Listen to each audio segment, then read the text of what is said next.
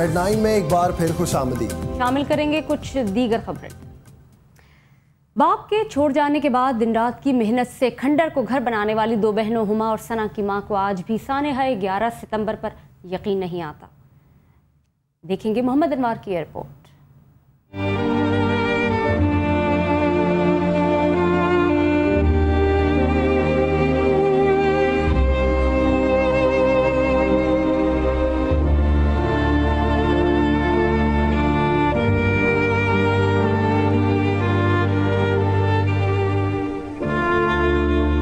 बाबू मेरी बेटियां बहुत नेक थीं। बाबू मेरी बेटियां मेरी सहेलियां थीं। बाबू मेरी बेटियां मेरी जिंदगी थीं। बाबू मेरे तो अभी कुछ भी समझ में नहीं आता, मेरा तो ज़हन ही सुन रहता।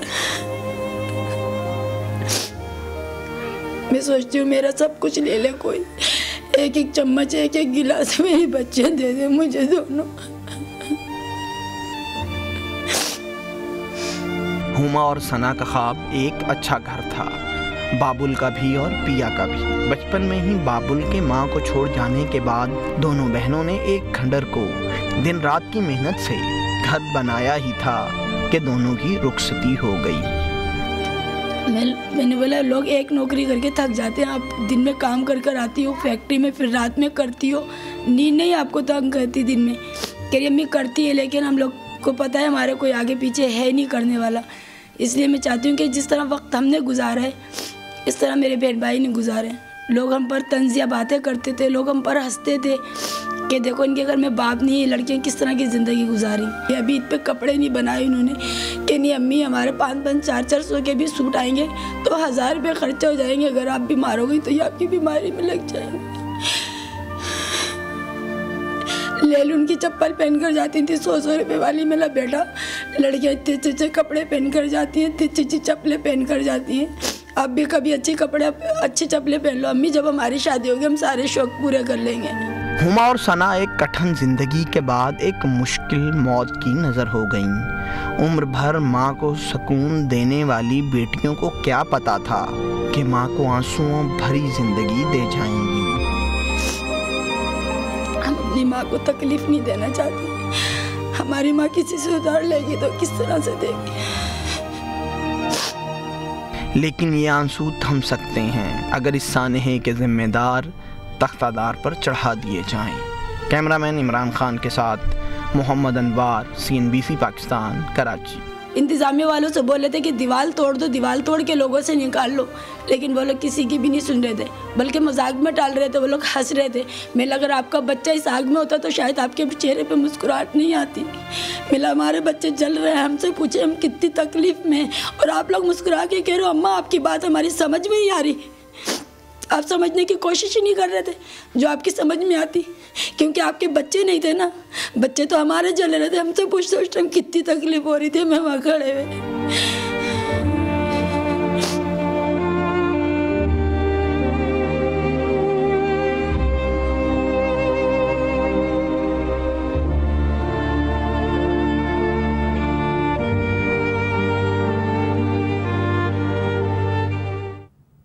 बाबू मेरी बेटियां दे दो मेरा सब कुछ ले लो। सानिया 11 सितंबर को 2 हफ्तों से जायद गुजर गए, लेकिन अपने प्यारों को ढूंढती आंखों को अब भी करार नहीं मिल सका। DNA नताइज न आने से लवाहिकीन के अस्तराब में मजीद इजाफा हो गया है। समरीन मंसूरी की रिपोर्ट।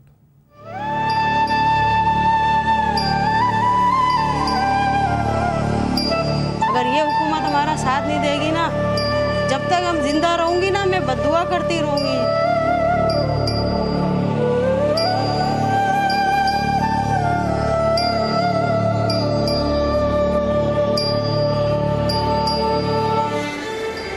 सन्नाटा अजमत और रेहाना की जिंदगी की वीरानी की अक्कास है।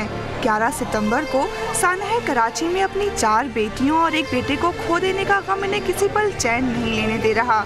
मस्कशुदा लाशों की वजह से बदनसीब वालिदैन अब तक अपने बच्चों की मैयतों की तलाश में हैं।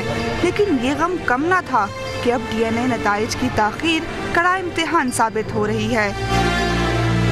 अब तो अल्लाह के वास्ते कुछ करो, इतने बेहिस नहीं बनो कि 16 दिन गुजर गए। मामले को दबाना है तो ऐसे ही हम लोगों को सबको एक ही दफ़ा बमों से उड़ा के मार दो भाई। गरीबों को सब जगह एक जमा करके ना मार दो, तो सबको सुकून हो जाएगा, लेकिन ऐसे तिल तिल करके नहीं मारो अल्लाह के वास्ते। अजमत के बच्चे ही क्या, उसकी बहन भी इस फैक्ट्री की आग की नज़र हो गई। DNA रिपोर्ट्स के मुंतज़िर ऐसे 70 ख़ानदान हैं, लेकिन सर्द खाने में तो बस 39 लाशें अमानतन रखी हैं। ऐसे में लवाहिकीन के जहनों में सवालात ही सवालात गर्दिश कर रहे हैं। जब DNA रिपोर्ट के लिए इन्होंने जब 71 बॉडी के टेस्ट दिए थे, तो अब ये बॉडी 71 क्यों नहीं है? कहाँ जा रही हैं ये बॉडी?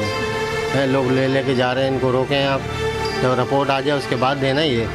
अभी ये क्या मसला हो रहा है, ये क्यों ऐसा हो रहा है? दूसरी जानब मुतासरीन में इमदाद की तकसीम का मामला भी पेचीदा होता जा रहा है। कहीं लवाहिकीन को मैयतों की शनाख्त फराहम करने का तकाजा किया जा रहा है, तो कहीं तमाम सबूत होने के बावजूद जख्मी अब भी इमदाद के मुंतज़िर हैं। घर के अब 4-5 अफराद सब बेरोजगार हो चुके हैं मिलजुल होने हादसे के बाद। सब बहन भाइयों में मिल के काम किया करते थे वहाँ। उसके बाद हमारी कोई मदद नहीं की गई। इस वक्त हम 3 से 4 लाख के कर्जे के नीचे दबे हुए हैं। राशन वाले के 7,000 रुपये चढ़े हुए हैं। किराए का हमारा मकान है, हमारी कोई नहीं सुनी जा रही। हम जहाँ जा रहे हैं कोई हमारी बात नहीं सुन रहा। इस सानहे से मुतासरा अफराद हुकूमत की जानिब से यूँ नजरें फेर लेने को मामले को दबाने का एक तरीका करार दे रहे हैं। अपने प्यारों की मैयतें तलाश करते करते बेशतर लवाहिकीन की हिम्मत अब जवाब दे रही है, लेकिन लवाहिकीन को ज़्यादा दुख तो इस बात का है कि मुश्किल घड़ी में हुकूमत ने इन्हें बिल्कुल तन्हा छोड़ दिया है। कैमरामैन कामरान खान के साथ समरीन मंसूरी, CNBC पाकिस्तान, कराची। एक दिन ही मार दो, पल पल नहीं मारो। सानहा 11 सितंबर कराची में होने वाले सानहा 11 सितंबर में बहुत से तो ऐसे थे जो अपनी जानों से गए, ताहम उनसे तादाद में बहुत ज़्यादा लोग ऐसे हैं जो इन जाने वालों के पीछे आंसू बहाने के लिए रह गए हैं। ऐसे ही मुतासरा ख़ानदानों में से एक ख़ानदान आज हमारे साथ मौजूद है, जबकि हम शरीके गुफ्तगू करेंगे सिंध के वज़ीर इत्तलात शर्जील मेमन, साबिक़ वज़ीर सनत रऊफ़ सिद्दीकी और कमिश्नर कराची रोशन अली शेख को। सबसे पहले बात करेंगे एक मुतासरा ख़ानदान से। ये बताएं कि आप इस वक्त किस किस्म की कैफियत है आपकी और क्या महसूस कर रहे हैं? हम बहुत परेशान हैं इस टाइम। आज भी हम लोग सुबह से सारा दिन समझ लो अस्पतालों के चक्कर लगाएं, लेकिन हमारे को कोई पला। और दूसरी बात, एक सर्जन साहब से बात हुई थी हमारी, उन्होंने हमारे को बताया कि तकरीबन महीना 1.5 महीना मज़ीद लग सकता है DNA रिपोर्ट के लिए। अब हम एक तो हमारे सारे बच्चे चले गए, हमारा वैसे ही जीना मरना सब एक हो गया। अब ये समझ में नहीं आ रहा कि ये बॉडियाँ जो है ना DNA रिपोर्ट आने से पहले क्यों दी जा रही हैं, क्या इनका मकसद है, और जब रिपोर्टें आ जाएंगी तो ये कहाँ से पूरी करेंगे। आज भी हमारे को यही पता चला है कि भाई उधर जो है ना 27 बॉडियाँ रह गई हैं टोटल, जबकि 81 बॉडियाँ थी। DNA टेस्ट की रिपोर्ट गई थी जब, तो इनको पहले नहीं देनी थी ये बॉडियाँ जब तक रिपोर्ट नहीं आती। लिहाजा मेहरबानी करके इसकी इंक्वायरी की जाए और इन लोगों को रोका जाए कि ये कौन लोग हैं जो बॉडी दे रहे हैं। इंतज़ामिया और ये अपना एहदी सेंटर वाले, इनको रोका जाए कि भाई बॉडी जब तक शनाख्त सही तरह नहीं और रिपोर्टें नहीं आए, इससे पहले किसी को बॉडी नहीं दी जाए। जो आ रहा है वो उसको बॉडी दे रहे हैं। हमारा घर तो सारा बर्बाद हो गया है। मैं इंतज़ामिया को कसूरवार ठहराता हूँ और जो भी सरबराह हैं, जो भी अपना इस किरदार में थे। जी भाई, आपके दुख में हम बराबर के शरीक हैं। 16 दिन गुजर गए, मामले को दबाया जा रहा है। हम बात करेंगे इस वक्त कमिश्नर कराची रोशन अली शेख साहब से। कहिएगा, बहुत सारे मुतासरा खानदान बेयारो मददगार पड़े हैं, आपने अभी सुना भी है कि किस तरह से बात की उन्होंने। DNA टेस्ट की रिपोर्ट्स तक के मुंतजर हैं।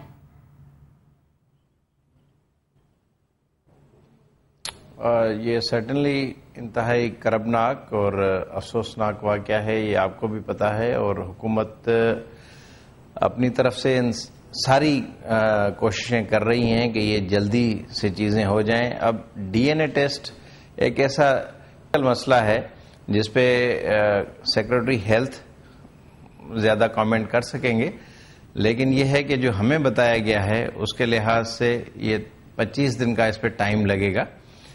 तो लेकिन ये है कि ये जो अभी आपके प्रोग्राम के तवस्सुत से पता चला है कि उसके बाद आइडेंटिफाई करके और बॉडीज़ लेके जा रहे हैं, तो इस सिलसिले में मैं सेक्रेटरी हेल्थ से भी अभी टेकअप करूंगा और अपने ऑफिसर्स को भी कहूंगा कि आइंदा कोई भी बॉडी जब तक डीएनए रिपोर्ट नहीं आती किसी के हवाले न की जाए।